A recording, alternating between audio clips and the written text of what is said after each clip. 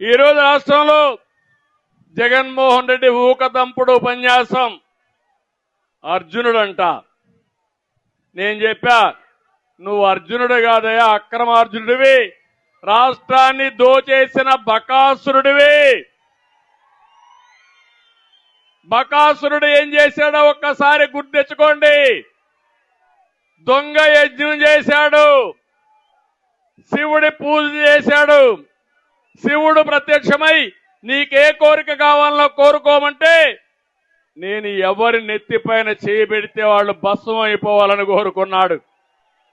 మీరు కూడా ఊరూరు తిరిగి నెత్తిన చేయబెట్టి బుగ్గలు నిమిడితే ఐస్ అయిపోయారు మా ఈ ప్రజానీకం అంతా.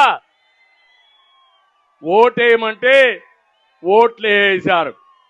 ఓటేసిన తర్వాత ఇప్పుడు ఈ భస్మాసురుడు మీ నెత్తినే చేయబెట్టాడు.